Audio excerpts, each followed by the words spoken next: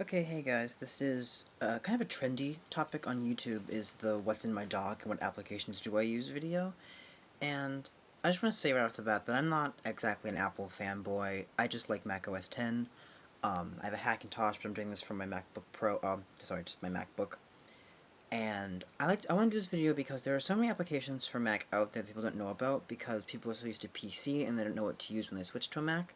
So these are some of the applications that I like to use, and it really helps me in the transition. And I still do have PCs, I don't know, what I have to do, Mac tends to work a little better for me. Um, Skipping the Finder, we all know what that is. Adium is a wonderful chat client, and this chat client is wonderful because most of my friends are on AIM, but I have friends in Germany and in Europe who use MSN, and then I have my boss who uses Yahoo, as well as some other friends, so I like to have them all in one little box. Next up I have iTunes, and again, I did change all my icons because I don't like the ones they came with. Um, I only use iTunes to sync with my iPod, and I don't like iTunes. I think it's clunky, I think it's buggy, it doesn't work with half my MP3 files for some reason. I don't know why, but I only use it to sync with the iPod. For music, I use something different. I like Write-Room. Write-Room is really cool. Write-Room turns the entire screen black so you have distraction-free writing, and as a very lazy freelance writer, I am very grateful for it. Next up we have Play. This is the client that I do use for music, and Play is the closest that I have seen to Foobar 2000, which is my favorite audio client, but it's not for Mac, and I don't think it ever will be for Mac. But this is pretty close, and it does run various formats, including AAC, MP3, and FLAC, right out of the box.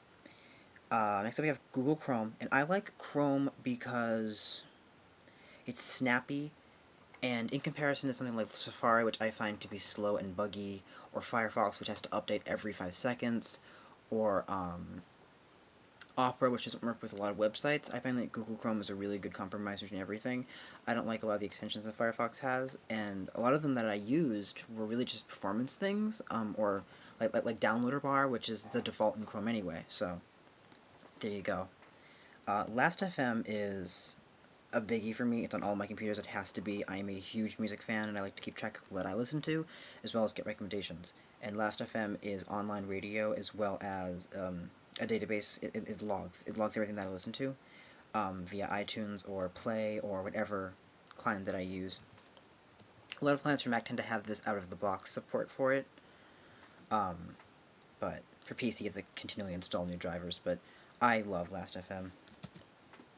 Next up is uTorrent. I'm not going to show you what I'm downloading, but it is the greatest BitTorrent client I've ever had the experience of using, and I used to use Azurus and all those, the transmission, all those clients when I had my old Mac, which I still have, I just don't use it.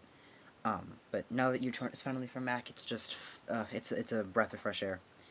Next up is Mail, and I don't know, I like Mail, it's just that I kind of messed it up and I'm way too lazy to fix it. Is that I can only receive email, I can't actually send any out through it, but that's my own fault, and I'm just lazy and I don't want to fix it. But it does work as a notification and as an excuse for me to say, oh, I haven't responded because I can't.